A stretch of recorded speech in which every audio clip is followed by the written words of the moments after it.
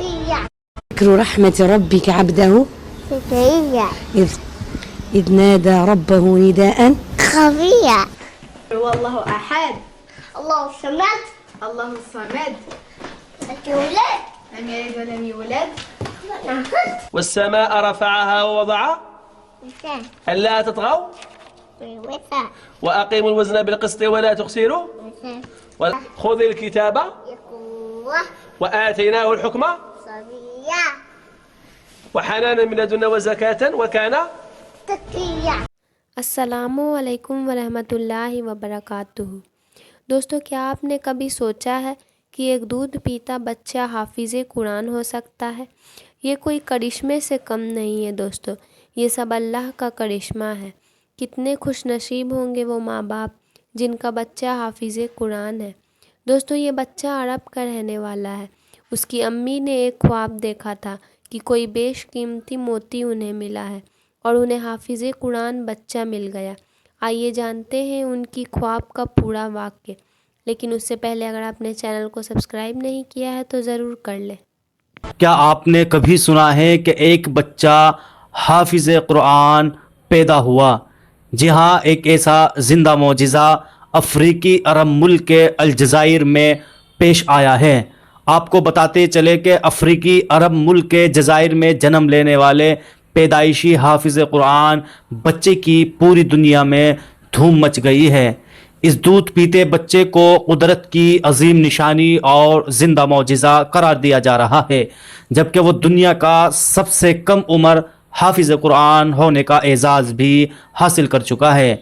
یحییٰ نامی 2 سالہ بچہ قرآن کریم کا پکا حافظ ہے. وہ سوائے قرآنی آیات، مختصر احادیث اور مسنون دعائیں کے ایک لفظ کا بھی تکلم نہیں کر سکتا، حتیٰ کہ وہ دراجہ سائیکل بھی نہیں کہہ سکتا، لیکن قرآن کریم روانی سے پڑھ سکتا ہے. الجزائر سمیت عرب ممالک کے اخبارات اور ٹی وی چینلوں نے یحییٰ کی پوری اسٹوری چلائی جا رہی ہے. جب ناظرین اس بچے کو دیکھتے ہیں تو انہیں اپنی آنکھوں پر یقین نہیں آتا. الجزائر کے سب سے بڑے اخبار الشروق نے اس معجزاتی بچے اور اس کے والدین سے خصوصی ملاقات کر کے ایک تفصیلی رپورٹ چھاپی ہے. ان کی والدہ کا کہنا ہے کہ میں نے ایک عجیب و غریب خواب دیکھا تھا. میں نے دیکھا کہ ایک اونچی اور خوبصورت جگہ ہے جہاں نیک لوگوں کی ایک جماعت بیٹھی ہے. میں خواب میں انہیں صحابہ کرام رضی اللہ عنہم سمجھ رہی تھی. اسی دوران ایک شخص نے مجھ سے کہا کہ سیدنا سعد بن ابی وقاص آپ کو بلا رہے ہیں. میں ان کی طرف چل پڑی تو اسی شخص نے ایک انتہائی پروقار بزرگ کی طرف اشارہ کر کے کہا کہ یہ سیدنا ابو بکر صدیق رضی اللہ عنہ ہے. یہ سن کر مجھ پر ہیبت طاری ہو گئی.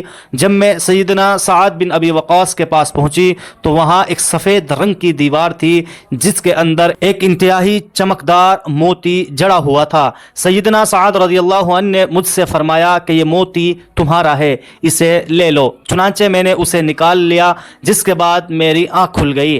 میں اس عجیب و غریب خواب کی تعبیر کے لیے کسی اچھے عالم دین کے پاس جانے کا سوچ رہی تھی کہ اسی دوران میں نے ایک اور خواب دیکھا کہ میں کعبہ شریف کے سامنے مطاف میں موجود ہوں. وہاں پر موجود سب لوگ میرے لیے جگہ بنا رہے ہیں اور مجھے بڑے احترام کے ساتھ کعبہ شریف کے اندر لے جایا جاتا ہے. اس کے بعد جب اس بچے کی ولادت کے دن قریب آئے تو خواب میں مجھے کسی نے ندا لگائی جس میں سورہ رحمان کی 10ویں آیت مجھے سنائی گئی، جس کا ترجمہ یہ ہے: اے زکریا، ہم آپ کو ایک بیٹے کی خوشخبری سناتے ہیں جس کا نام یحییٰ ہوگا. یہ آیت پہلے مجھے یاد نہیں تھی، اب میں سننے کے بعد مجھے بھی یاد ہو گئی. میں اس آیت کو بچے کی ولادت تک دہراتی رہی. جب یہ بچہ پیدا ہوا تو ہم نے خواب کے مطابق اس کا نام یحییٰ رکھ دیا. اس بچے کا دایاں ہاتھ 6 انگلیوں پر مشتمل ہے. ہم ایک انگلی کو زائد سمجھ کر کٹوانے کے لیے اسپتال لے گئے تو ڈاکٹروں نے ٹیسٹ کے بعد بتایا اگر اس انگلی کو کاٹ بھی دیا جائے تو یہ دوبارہ نکل آئے گی. اس اضافی انگلی کے ساتھ یحییٰ کا دایاں ہاتھ ایسا لگتا ہے جیسے حق تعالیٰ کا اسم مبارک لکھا ہو، اس لیے ہم نے اسے کٹوانے کا ارادہ چھوڑ دیا. یحییٰ کی خالہ کا کہنا ہے کہ جب اس بچے کی عمر 40 دن ہوئی تو ایک دن میں نے دیکھا کہ یہ اپنی ماں کے ساتھ سویا ہوا تھا اور اس نے اپنے ہاتھ کی شہادت کی انگلی کو ایسے اٹھایا جیسے کلمہ شہادت پڑھتے وقت اٹھایا جاتا ہے۔ ان کا مزید کہنا ہے کہ یحییٰ عام بچوں کی طرح روتا بھی ہے، لیکن جیسے ہی قرآن کریم کی تلاوت اسے سنائی جاتی ہے تو یہ فوراً خاموش ہو جاتا ہے۔ یحییٰ کے بارے میں اس کے اہل خانہ اس وقت حیرت میں مبتلا ہوئے جب اس کی عمر 1 برس ہوئی۔ اس نے دیوار میں لگے فریم کی جانب اشارہ کیا اور اس پر لکھے ہوئے کلمہ طیبہ کو پڑھنے لگا۔ اس کے بعد یحییٰ قرآن کریم کھول کر اس میں آیت سجدہ ڈھونڈ کر پڑھنے لگا۔ اپنے ہم عمر کی طرح اسے کھلونوں سے کوئی تعلق نہیں ہے، وہ بس ہر وقت قرآن کریم یا بچوں کی دینی کتاب ہی ہاتھ میں لیے رکھتا ہے۔ اگر قرآن یا کتاب نہ ملے تو وہ ٹی وی پر قرآن کریم کی تلاوت سنتا رہتا ہے۔ اگر کوئی یحییٰ کے سامنے تلاوت کرتے ہوئے غلطی کر جائے تو اس کی گویا شامت آ جاتی ہے۔ یہ پیدائشی حافظ اس سے لپٹ جاتا ہے اور اس وقت تک نہیں چھوڑتا جب تک اس غلطی کی اصلاح نہ کرا لے۔ حفظ قرآن کے ساتھ رفتہ رفتہ یحییٰ کی صلاحیتوں میں اضافہ ہونے لگا۔ وہ اب مشہور قرائے کرام اور مشائخ میں فرق بھی کرنے لگا ہے۔ پھر یحییٰ کو بعض لوگوں نے بتایا کہ اس بچے کو جنات نے اپنی گرفت میں کر لیا ہے، وہی اس کی زبان سے بولتے ہیں۔ تو یحییٰ کی ماں اسے لے کر علاقے کے بڑے بڑے عالم دین عامل کے پاس چلی گئی۔ جب عامل یحییٰ پر دم کرنے کے لیے قرآنی آیات پڑھنے لگے تو اس نے بھی اس عامل کے ساتھ پڑھنا شروع کر دیا۔